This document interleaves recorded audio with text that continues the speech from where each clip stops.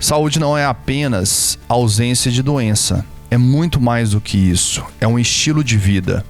Meu nome é Thiago Vilela Lemos, sou fisioterapeuta e eu estou aqui com meu grande amigo e xará, Tiago Veiga Jardim, eu sou médico cardiologista e a ideia é sempre trazer convidados que vão estar falando sobre temas muito relevantes do ponto de vista de saúde e bem-estar. E hoje não é diferente e a gente vai estar recebendo aqui a doutora Jéssica, que é médica psiquiatra, com formação em medicina pela Universidade Federal do Triângulo Mineiro e residência em psiquiatria na Universidade de São Paulo, em Ribeirão Preto, e mestrado pela mesma instituição. E a doutora Jéssica vai estar falando com a gente sobre depressão e os desafios de tratar a depressão e suas consequências. Jéssica, obrigado por aceitar o convite aí, é uma honra ter você aqui com a gente. Vai ser um bate-papo bem interessante aí sobre esse tema tão relevante. Eu que agradeço, obrigada pela oportunidade, viu? Vai ser um prazer contribuir aqui com a pauta de vocês.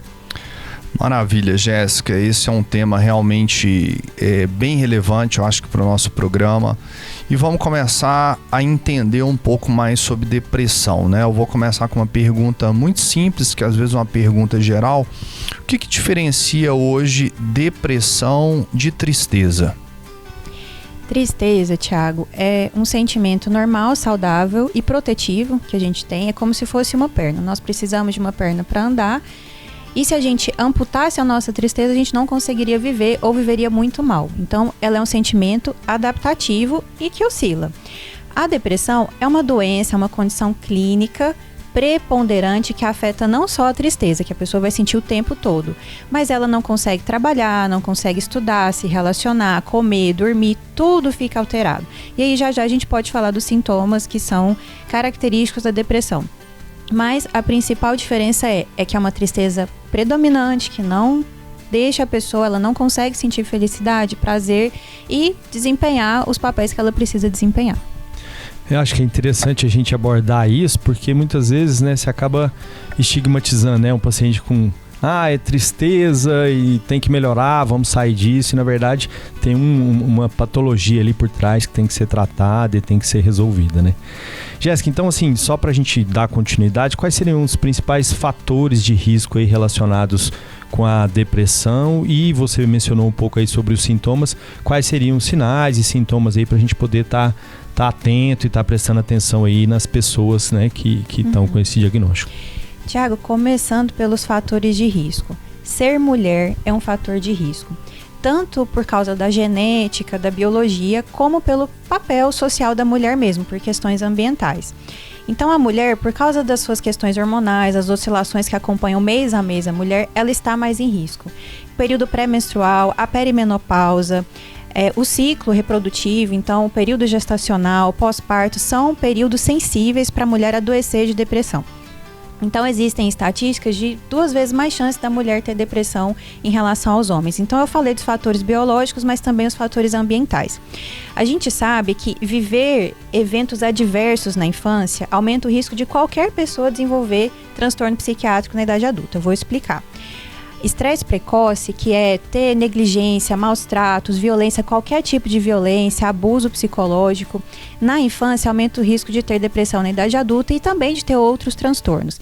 E a gente sabe que essa criança que foi submetida a isso, o cérebro funciona de um jeito diferente, o eixo hormonal do cortisol, que é o hormônio do estresse, funciona de um jeito diferente. Então, nós 3 aqui vamos passar pelo mesmo estressor, pandemia, por exemplo. E aí, nesse período, as pessoas que têm esse eixo mais ativo do estresse, ela vai adoecer muito mais fácil. A mulher, ela é mais suscetível às violências. Então, por esse fator ambiental, também a mulher está em risco. Tem um traço de personalidade que também deixa a pessoa em risco, que chama neuroticismo, que é a tendência de sentir afetos negativos mais fácil. É aquela pessoa mais reclamona, que parece que tem um viés negativo, que olha a vida por esse prisma. Tem gente que é mais alegre, que não tá nem aí, né, pra paçoca. Mas pessoas que têm neuroticismo, elas também têm uma tendência maior a deprimir. E a genética. Familiares deprimidos aumentam o risco de você também ter depressão. Falando sobre os sintomas, o principal é esse humor rebaixado. Então a pessoa fica triste o tempo todo, mas o ouvinte pode experimentar assim, uma indiferença, uma apatia ou até uma irritabilidade, mas é o tempo todo. Pode sentir alegria aqui e acolá, mas a maior parte do tempo é a tristeza e a perda da capacidade de sentir prazer. Não joga bola mais porque não se interessa, a vida não tem mais graça. Aí a senhorinha pode dizer que ela parou de fazer o crochê, não quer ver mais as amigas, não se alegra com a presença dos netos. É nesse sentido. E aí vem outros sintomas. A gente pode agrupar eles em 3 grupos principais. Esse emocional, que eu já falei. Os físicos, que tem a ver com neurovegetativos, tipo sono muito alterado, ou dormindo demais ou dormindo de menos. Comendo a mais ou comendo a menos. A libido fica alterada e os sintomas cognitivos também. Dificuldade de raciocinar, tomar decisões, brancos na memória, dificuldade de se concentrar e uma lentidão, que a gente chama de uma lentidão de raciocínio ou psicomotora. Então, esses são os principais. E quando é muito grave, a pessoa perde a esperança, tem vontade de morrer e pode pensar em acabar com a própria vida. Bom, realmente é algo preocupante, assustador, né, Jéssica? E você tocou aí no ponto mais grave, que é a questão, né, da tentativa, do pensamento suicida. E a gente vê com uma certa recorrência situações que acometem não só adultos, mas crianças adolescentes, né? Então, assim, quais seriam os sinais, né, desses sintomas que deveriam principalmente chamar a atenção de familiares, de pais, para que realmente seriam sinais de busca de ajuda médica, principalmente urgente, né? Eu acho que isso é importante a gente saber quais são os momentos que a gente precisa dessa ajuda médica, dessa intervenção médica. Então eu vou falar das partes mais urgentes, que aí a gente está falando de risco de vida. A depressão é letal e não necessariamente ela vai evoluir ao longo de meses a anos. A pessoa dentro de um mês ela já pode chegar no nível mais grave da depressão. E ela vai falar algumas frases, por exemplo, eu sou um peso para minha família, ou ela vai ficar se isolando cada vez mais. E assim, não compartilhar certas coisas com a família, se isolar dentro do quarto. A gente estava falando de infância e adolescência, né? Muito nesse sentido. Criança manifesta muito com irritabilidade, isso é uma coisa que a gente precisa olhar também. Altera sempre apetite, altera sono e ela se retira da vida. Ela não quer mais ir nos jogos com os amigos, ela não quer mais trabalhar. Ela vai no trabalho, mas ela vai se arrastando. A perda de energia é muito característica, então os familiares vão ver que essa pessoa está mais lenta, não está conseguindo desempenhar os papéis dentro de casa. E algumas frases são assim: seria melhor se eu não estivesse aqui, eu acho que eu sou um peso para vocês. Isso chama muita atenção. Mas, pegando o gancho aí desse assunto, isso é uma regra, assim, sempre vai ter alguma frase, alguma coisa, ou a gente tem que estar atento realmente ao comportamento, assim, qual que seria o que é mais importante? Porque eu acho que essa é uma grande preocupação, né, para todo mundo que convive, né, que tem próximo de você uma pessoa que tem um diagnóstico desse. Se tem alguma coisa assim que sempre vai ter essa frase, a gente tem, como é que seria essa atenção? Porque realmente acho para todos nós, para os ouvintes, para quem estiver assistindo, acho que essa vai ser um sinal de alerta muito importante para a gente estar. Nem sempre essa frase vai estar presente, mas a maioria das pessoas pede ajuda de alguma forma. A gente vê nos estudos sobre suicídio que a maioria foi numa consulta médica. Muitas vezes isso não foi abordado durante a consulta, por exemplo. E às vezes a pessoa não sabe nem que ela está passando por uma depressão, né? Tem gente que não tem essa alfabetização emocional para falar, mas a maioria pede ajuda de alguma forma. Aí é que entra a dificuldade que a gente tem hoje, que é de diálogo dentro de casa, né? Tá todo mundo se isolando, a gente tem uma epidemia de solidão. E aí as pessoas elas vão falando de formas diferentes. Então, uma forma de criança e adolescente ou de jovens mesmo da gente ver são as postagens na rede social e tentar conversar com a pessoa de algum jeito. E a melhor forma, Thiago, é dizer assim, sobre a nossa tristeza também. Se a gente quiser abordar com o nosso familiar, a gente pode também contar momentos da nossa vida que a gente teve isso, que a gente já ficou triste. Meu colega de trabalho passou por isso, eu tô achando que você também tá assim. Tô vendo que você tá mais desanimado, que você não tá comendo, que você perdeu peso, que você não tá dormindo. Me conta o que tá acontecendo, posso te levar numa consulta, posso marcar para você? São esse tipo de coisa. E psiquiatria tem muito estigma. A pessoa não vai querer ir de cara no psiquiatra, mas pode conversar com alguém da igreja, com um pastor, com um padre. Existe também alguém que tem mais acesso àquela pessoa. Vamos imaginar assim, existe uma rixa dentro da família e não tem diálogo, mas de repente um vizinho, um primo, um amigo, uma avó tem mais acesso àquele parente. Puxa essa pessoa para mais perto, tenta descobrir o que está acontecendo, tô achando que ele está diferente. Mas geralmente a pessoa, ela se isola. Então, esse fator, se ela não fala aquelas frases que eu falei, mas se ela se isola, já precisa chamar atenção. Ótimo. Jéssica, agora vamos tentar entrar num próximo bloco para a gente falar de abordagens de tratamento, né? O que hoje, dependendo dos níveis de depressão, são as principais formas hoje efetivas? A gente sempre aqui no programa tenta se basear em evidências, como o Thiago falou, que é uma dos tripés aí do nosso programa. O que tem de evidência hoje que funciona como tratamento para depressão? A gente estratifica a depressão, Thiago, em leve, moderada e grave. A leve nem sempre precisa de medicamento, mas mudanças no estilo de vida já funciona. O que é uma depressão leve? Que não impacta tanto a funcionalidade. A pessoa consegue trabalhar, ela está tomando banho, ela consegue se cuidar. E aí, a psicoterapia, primeira etapa, principalmente a terapia cognitivo-comportamental, mas não se restringe somente a ela. Se a pessoa não se adapta ou não tem acesso à TCC, que é a cognitivo-comportamental, ela pode tentar outras abordagens e atividade física. Então a gente tem vários estudos que inclusive comparam o efeito da sertralina, que é um excelente antidepressivo, com o exercício físico, principalmente a partir de 150 minutos por semana. Então a gente já está falando até de uma forma de prevenção. O exercício físico a gente pode dividir em 3 vezes de 50 ou 5 vezes de 30, ou melhor é que seja submetido diariamente ao exercício físico, já consegue elevar o humor dessa pessoa. Outra coisa é ser rigoroso com o horário de dormir e de acordar. A proteção do ritmo circadiano também é tratamento e prevenção do transtorno depressivo maior.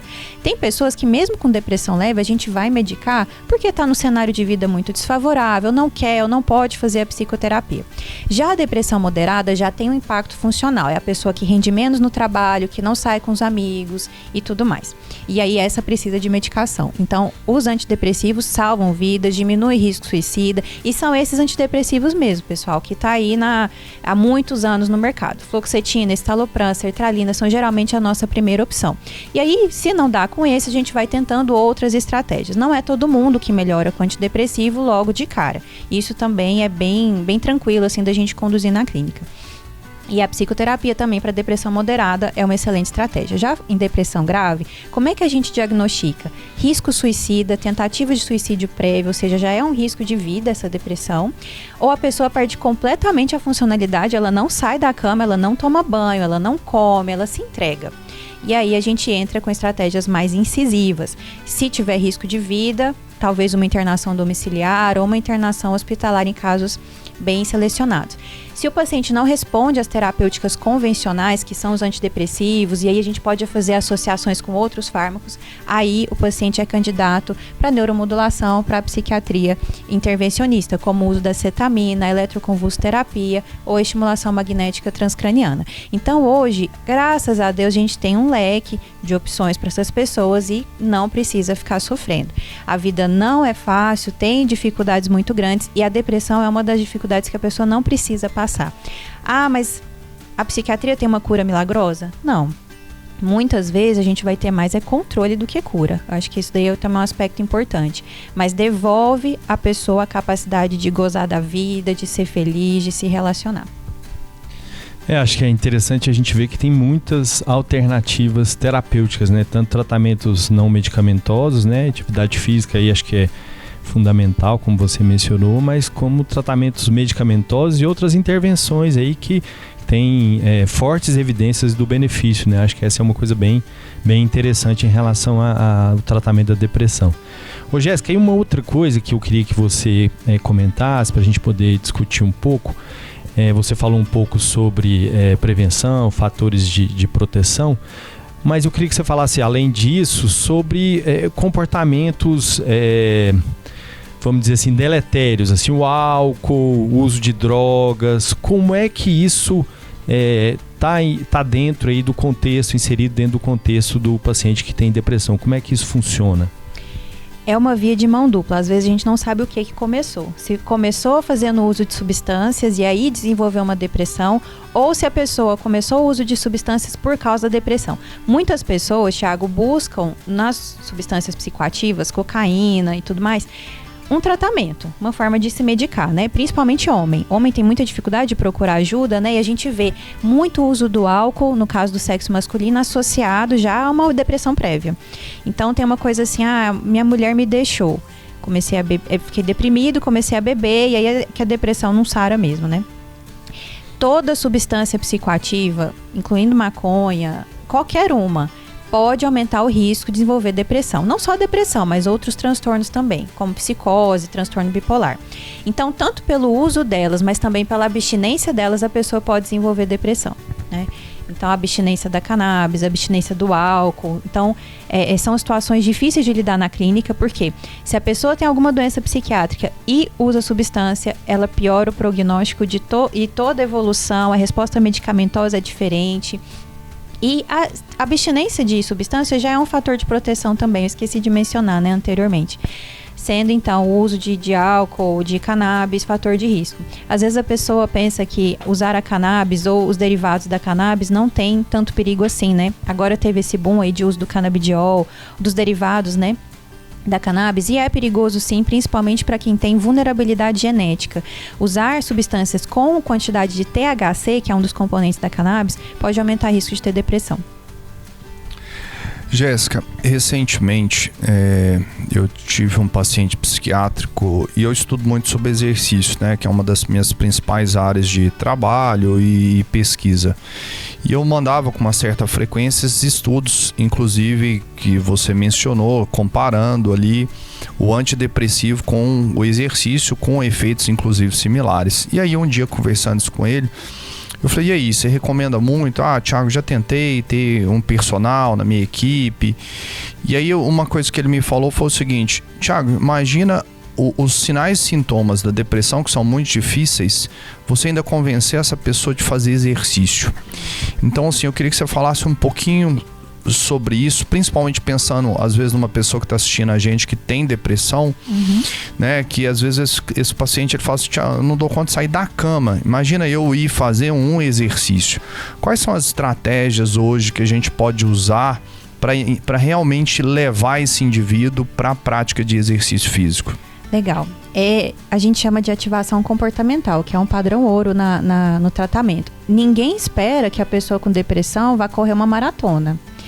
Mas o que essa pessoa que não consegue sair da cama consegue fazer? Ela consegue, talvez, ir no armário dela, pegar o tênis de corrida e deixar do lado da cama para ela olhar. Isso no primeiro dia. É lógico que a gente não vai ficar só dependendo desse comportamento, mas enquanto isso tá rolando uma terapia, tá rolando uma mudança talvez de alimentação, porque também, esqueci de falar, isso é super importante. E essa pessoa tá fazendo psicoterapia. No primeiro dia, ela às vezes só vai colocar o tênis no pé. Na segunda semana, ela sai da porta da casa, vai pra rua. Na terceira semana, dá uma volta no quarteirão. Então são etapas. E aí a pessoa tem que entender que ela não vai mesmo conseguir de uma vez. Eu acho que tem que trabalhar a expectativa do paciente e ir fazendo aos poucos. Uma coisa que anima muito a pessoa também é dar uma olhada, assim, comprar pela internet. É um prazer que a pessoa pode ter e ela pode comprar roupas de ginástica, alguém ir com ela na academia. Isso quando a pessoa já está conseguindo, né, sair de casa. Eu acho que é meio por aí. Eu também tenho assim, vários pacientes que têm diagnóstico de depressão, que já estão sendo medicados, já estão sendo tratados, seja com medicamento ou não. E aí eu queria que você falasse, Jéssica, um pouco sobre comorbidades, assim, quais são as doenças outras que têm uma relação muito próxima com depressão, até para né, ser um alerta aí para a pessoa que está convivendo aqui com a pessoa com esse diagnóstico. Comorbidades psiquiátricas e clínicas? Psiquiátricas e clínicas, exatamente. Muito raramente a gente vai ver uma depressão sozinha. Então, na psiquiatria, a regra é a comorbidade mesmo, principalmente a ansiedade. E a depressão ansiosa, ela também é mais difícil de tratar. Então, depressão com crise de pânico, depressão com insônia. A insônia é uma comorbidade também. Que mais? Depressão com toque, com transtorno de estresse pós-traumático é muito comum. E aí a gente tem que tratar todos os transtornos para ter sucesso. Do ponto de vista clínico, Thiago, o que a gente mais observa é apneia obstrutiva do sono. E aí é uma coisa que precisa ser tratada, senão a depressão não melhora. E a depressão aumenta o risco cardiovascular, né? Você sabe. Então a gente vê também hipertensão, doenças que são dolorosas, condições comórbidas dolorosas, como fibromialgia, artrite reumatoide, lúpus eritematoso sistêmico. Ou quando tem dor no quadro do paciente, provavelmente ele vai ter algum quadro depressivo junto. É interessante porque a gente, a um programa passado, a gente teve o tema de dor, né? Que foi com o Dr. Paulo Catalão, e a gente estava abordando exatamente esse tema de dor, né? Que é uma coisa também que está tão frequente, tão comum. Então, acho que essa associação da depressão com a dor é interessante a gente tá atento. A gente falou, inclusive, disso, de alguns pacientes que às vezes, né? Usam a dor como, né, chegar a esse ponto de buscar o suicídio. Bom, chegando no final aí, no nosso último bloco, vamos pensar aquela pessoa que já sabe que tá na família, né? Tem algumas pessoas que tiveram episódios, o fator genético a gente sabe que é um fator importante. Quais os cuidados, pensando em prevenção, Jéssica, que as pessoas deveriam tomar para não deixar entrar de fato nessa condição de doença que é a depressão? Abstinência de substância psicoativa, não existe quantidade segura de álcool para quem já tem vulnerabilidade genética importante, cannabis, cocaína e todas as outras. Proteção do ritmo circadiano, horário certo para ir dormir, horário certo para acordar, independente de final de semana, feriado e férias. Quem tem alta carga genética precisa cuidar disso. Que mais? Alimentação, evitar ultraprocessado, excesso de carboidrato, excesso de gordura, comer o mais natural possível. Isso também está relacionado com a alteração da microbiota intestinal, eixo cérebro-intestino. Psicoterapia, para aprender a lidar com as questões da vida sem quebrar, sem deprimir. Exercício físico, pelo menos 150 minutos por semana. E aí, intercalando aeróbico com anaeróbico, também tem uma grande vantagem na prevenção. Excelente. O Jéssica, assim, só porque acho que a gente tem uma preocupação grande sempre com os nossos... O Thiago falou sobre adolescente, sobre criança, mas principalmente adolescente, acho que é uma grande preocupação em relação aos nossos adolescentes, né?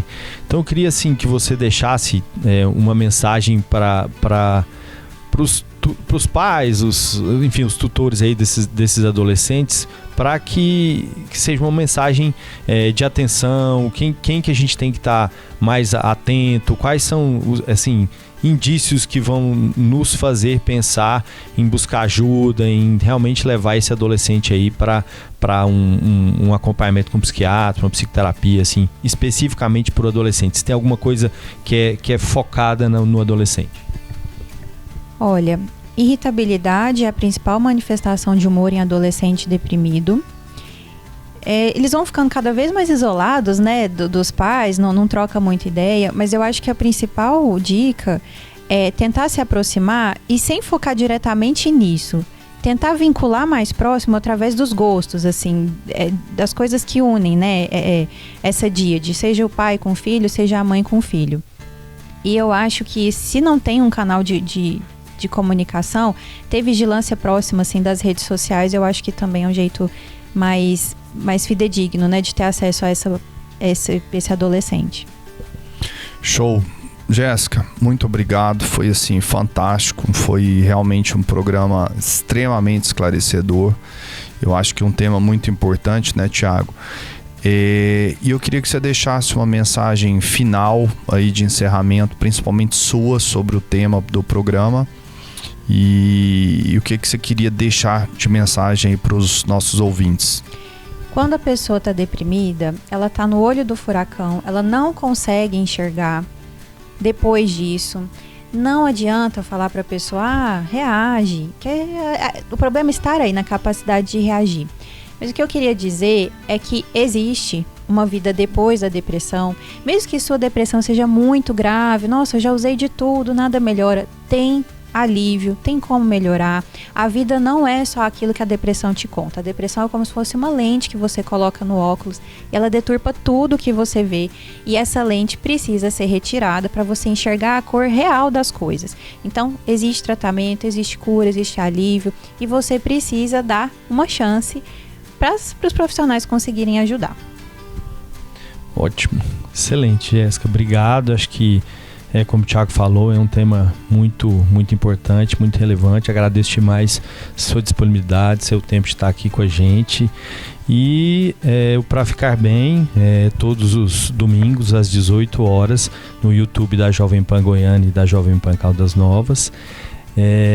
Convido todos a assistirem, compartilhar, curtir, enfim, tá interagindo aí, porque realmente é um tema, é um programa que tem uma qualidade científica muito grande, são temas muito relevantes e sempre com convidados com muito embasamento científico. Então, muito obrigado a todos e um bom dia. Obrigada pelo convite, foi um prazer. Eu espero estar com vocês mais vezes. Obrigado e até a próxima.